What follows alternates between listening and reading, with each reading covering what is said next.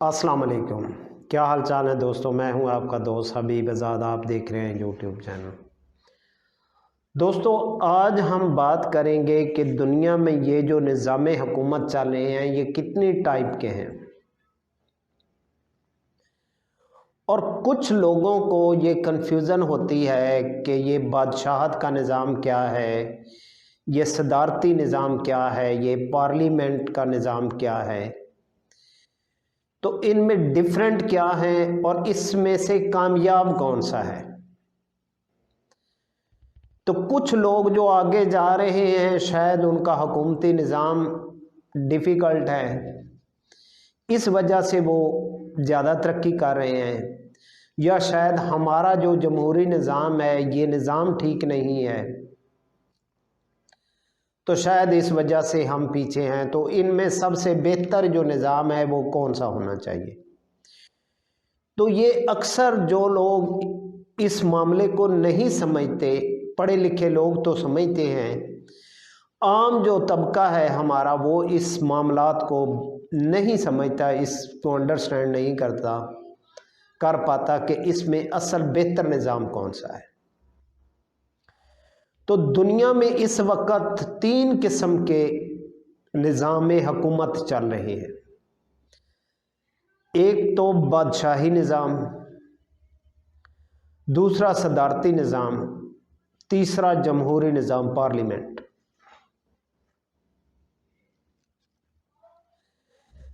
तो जो बादशाही निज़ाम होता है इसमें तो एक सिंपल सी बात यह होती है कि इसमें एक बादशाह होता है और उसके पास ही सब इख्तियारात होते हैं, और वो नस्ल दर नस्ल वो चेंज होता रहता है। मतलब एक ही ख़ानदान में से उसमें से जो अहल होगा वो बादशाह बन जाता है, और ये अहलियत भी उसका ख़ानदान ही डिसाइड करता है, जबकि अवाम या रियाया ये डिसाइड नहीं कर सकते। तो जो पूरी की पूरी ताकत होती है वो बादशाह के पास होती है। हालांकि उसमें एक कानून जो होता है वो एक नाफिज ज़रूर किया जाता है, लेकिन उस कानून के ऊपर भी पूरा होल्ड जो होता है वो बादशाह का होता है। वो जब चाहे उस कानून को चेंज कर सकता है, या उस कानून को किसी भी किस्म की कोई तरमीम जो करनी हो वो बादशाह इख्तियार रखता है। ये सारा निज़ाम एक ही बंदे के अंडर होता है और ये ख़ानदानी आगे विरासती चलता रहता है। इसको कहते हैं बादशाहत का निज़ाम।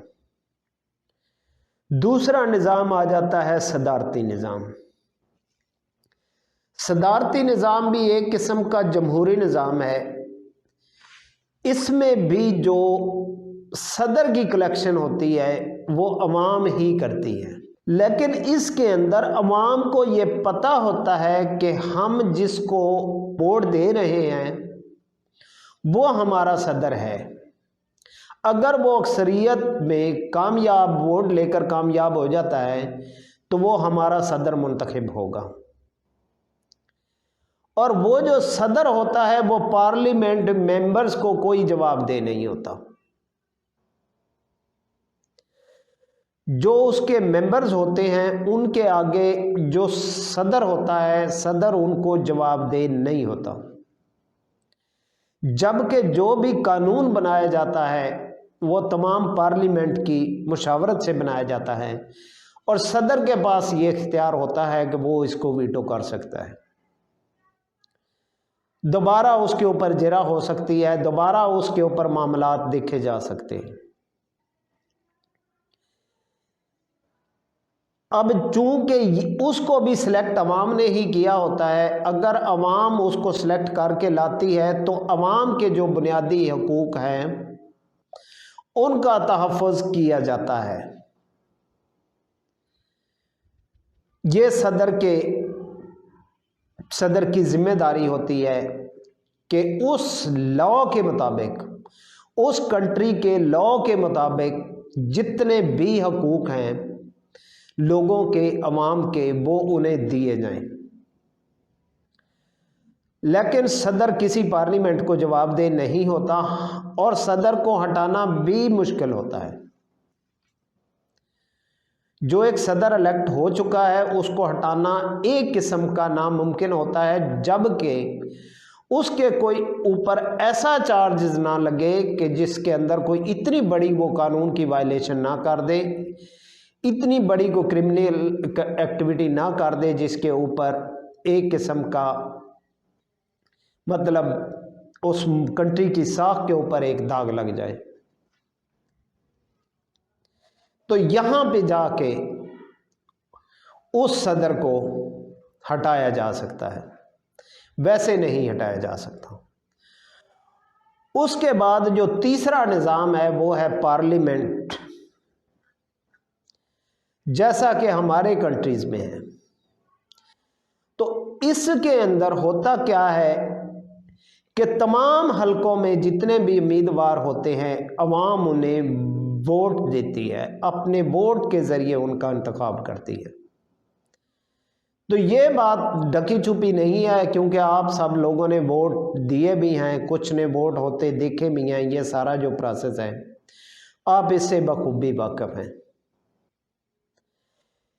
अब किसी भी पार्टी को जो मेन निशान अलाट कर दिए जाते हैं उसके मुताबिक ये उन मेंबर्स को वोट देती है। उस इंतखाबी निशान से ये कन्फर्मेशन अवाम को हो जाती है कि ये फलां पार्टी का नुमाइंदा है, अब हमने इस पार्टी को चुना है तो हमने इसको वोट देने।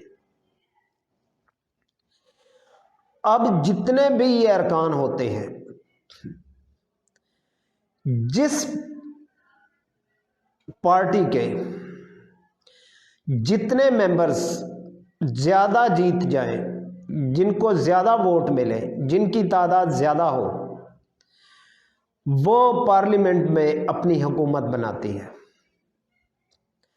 अब यहाँ पे जिनको अवाम ने चुना होता है, ये जो मेंबर्स होते हैं, अब इन मेंबर्स के पास इख्तियार होता है कि वो आगे वोट दे के किसी वज़ीर आज़म को मुंतखब कर सकते हैं। अवाम को ये डायरेक्ट इख्तियार नहीं है कि वो किसी को वज़ीर आज़म चुन सके, वो जस्ट उस पार्टी के मेंबर्स चुन सकते हैं। आगे मेंबर्स के दरमियान फिर वोटिंग होती है और वोटिंग के बाद ये जो सिलसिला होता है तब जाके एक वज़ीर आज़म चुना जाता है। अब ये वज़ीर आज़म और ये पार्लियामेंट मिल के हुकूमत चलाती है। मतलब ये है कि ये वज़ीर आज़म जो होता है, सदर अपनी पार्लियामेंट को जवाबदेह नहीं होता, ये वज़ीर आज़म जवाबदेह होता है। अब पूरी पार्लियामेंट की ताकत एक तरफ होती है और जिसको वज़ीर आज़म की कुर्सी पे बिठा दिया जाता है उसकी ताकत एक तरफ होती है। मतलब ये है कि जितने अरकाने असम्बलीज होते हैं, अपोजिशन के नहीं हुकूमती, उन सब के बराबर ये ताकत होती है एक वज़ीर आज़म की। बाकी जो भी आईनी तरामीम होती हैं, जो भी फैसले होते हैं, वो असम्बली के मेंबर्स मिल के तय करते हैं और वज़ीर आज़म की अप्रूवल होती है। जबकि हतमी तौर पे ये जो पासिंग होती है ये सदर के ओहदे से होती है। अब लोग कहते हैं, लोगों को ये लगता है कि जो मुल्क तरक्की कर चुके हैं उनका यह निज़ाम और है, या हमारा निज़ाम हम पीछे रह गए हैं, हमारा निज़ाम कुछ और है। एक्चुअली में निज़ाम वही है, जमहूरी निज़ाम। अब इस जमहूरी निज़ाम के अंदर आपको मैं बताता चलूँ कि ये जो पार्लियामेंट होती है इसके ऊपर लाजम होता है कि ये अपनी अवाम के हकूक़ का तहफ़्फ़ुज़ करे और ये डायरेक्ट अवाम को जवाबदेह होती है। ये पार्लियामेंट, इस पार्लियामेंट या इस जमहूरी निज़ाम के अंदर कोई भी ऑफिसर, कोई भी बंदा, कोई भी MNA MPs ऐसा नहीं है जो आपको डायरेक्ट एक किस्म की कोई धमकी लगा दे, आपके ऊपर कोई प्रेशर बिल्ड करे, आपके साथ कोई नाजायज़ आपके ऊपर कोई किसी किस्म का ऐसा मामला हो, ये आपके हकूक़ के तहफ़्फ़ुज़ की ज़िम्मेदारी इनके ऊपर होती है। और कौम के पास ये इख्तियार होता है, कौम पूरी तरह से आज़ाद होती है इनके साथ सवाल व जवाब करने में। कौम यहाँ तक होती है कि अगर आपका वज़ीर आज़म किसी भी बैरूनी दौरे पे अगर जहाज़ की सीढ़ियाँ चढ़ने भी लगा है तो आपके रुकने असम्बली के पास ये इख्तियार मौजूद है कि वो आवाम की कोई भी कंप्लेंट ले जाके उसके पास उस वक़्त डिस्कस कर सकता है, और ये उसका हक है उसी टाइम देना और उस मसले के ऊपर बात करना, बहस करना, जो भी मामला है वो उस वक़्त उसका ये आईनी हक है। वो ऐसा उसके पास इख्तियार नहीं है कि वो कह दे कि मैं जहाज़ की सीढ़ियाँ चढ़ रहा हूँ, मैं वापस आके ये फैसला करूँगा। इतना भी इख्तियार जमहूरी निज़ाम में किसी वज़ीर आज़म को नहीं है। अवाम के हकूक़ का तहफ़्फ़ुज़ इस कदर उनके ऊपर लाज़िम है। तो अब इस जमहूरी निज़ाम के अंदर जो सबसे बड़ा डेंट है, अब मैं उसके ऊपर भी एक बात करूँगा। इसमें जो सबसे बड़ा डेंट है वो ये है कि इसमें कोई ऐसा क्राइटेरिया नहीं है क्वालिफ़िकेशन का। मतलब ये ज़रूरी नहीं है कि जो भी मेंबर्स से असम्बली इलेक्शन लड़कर इलेक्शन जीत के असम्बली में पहुंच जाएं वो क्वालिफाइड होने चाहिए। उनके ऊपर कोई तालीमी क्राइटेरिया नहीं है और उनके पास ये इख्तियार है कि वो किसी को भी वोटिंग दे के अपना वज़ीर आज़म मुंतखब कर सकते हैं। अब उस वज़ीर आज़म के लिए भी कोई क्राइटेरिया नहीं है क्वालिफ़िकेशन का। ये इस जमहूरी निज़ाम में सबसे बड़ा डेंट है। तो हम यूं कह सकते हैं कि अब एक मिसाल से मैं आपको बात समझाने की कोशिश करूंगा कि हम यूं कह सकते हैं कि एक अंडर मैट्रिक इंसान भी इस मुल्क में अगर कोई पढ़ा लिखा तबका है, डॉक्टर्स हैं, इंजीनियर्स हैं, साइंटिस्ट हैं, सब के ऊपर वो उसके नीचे उसके मातहत हैं। अब उसके फैसलों की पाबंदी उनके ऊपर लाजम हो गई है। जो पढ़ा लिखा क्वालिफाइड हाई क्वालिफाइड तबका है वो भी उनके अंडर आ जाता है। तो ये इस जमहूरी निज़ाम में सबसे बड़ा दंड है। और ये दंड ये अब एक किस्म का इस जमहूरी निज़ाम के अंदर एक कमज़ोरी साबित हो रहा है जो कई मुल्कों की मुआशी मामलात में ये एक किस्म की रुकावट पैदा हो रहा है। अब पढ़े लिखे लोग, इंजीनियर, डॉक्टर, साइंसदान, इनके ऊपर अगर को अनपढ़े वज़ीर आज़म आ जाएं, अनपढ़े अगर मुसल्लत हो जाएं तो वो उनके लिए परेशान कौन है। और दूसरा, इस जमहूरी निज़ाम में एक और किस्म की एक प्रॉब्लम मुझे जो फील होती है वो ये होती है कि देखें, सबसे मेन चीज़ एक होती है किसी इंसान का अच्छा होना अलग बात है, किसी खास ऑप्शन के लिए डिजर्व करना अलग बात है। अब मैं अब इस बात को आसान लफ्ज़ों में समझाता हूँ कि एक बंदा इतना अच्छा है, हर आदमी ये कहता है कि यार ये बंदा नमाजी है, परहेज़ी है, इसने कभी किसी के साथ कोई ज़्यादती नहीं की, कभी किसी का कोई हक़ नहीं छीना, कभी किसी का कोई हक़ नहीं मारा, 5 वक़्त का ये नमाजी है। अब फ़र्ज़ करें इतना अच्छा बंदा है तो हम उसको जाके किसी हॉस्पिटल का MS भर्ती कर दें तो ये उसके बस का काम नहीं है, क्योंकि ये फील्ड नहीं है उसकी। ठीक है, एक कारोबारी आदमी है, वो सारा दिन बिजनेस करता है, वो एक फैक्ट्री का मालिक है, वो फैक्ट्री की मैनेजमेंट देखता है। अब हम अगर उसको स्कूल का प्रिंसिपल बना दें तो ये उसके बस की बात नहीं है। किसी फील्ड में किसी इंसान का अच्छा होना या काबिल होना ये अलग बात है, किसी मखसूस सीट के लिए डिजर्व करना ये अलग बात है। अब ये भी इस जमहूरी अमल में ये भी एक किस्म की बहुत बड़ी खामी गिनी जा सकती है आज के दौर में कि कुछ ऐसे आदमी को भी फिर सीट पे बिठा दिया जाता है जो ये सब डिजर्व नहीं करता। तो इस वजह से भी नुकसानात बहुत ज़्यादा होते हैं।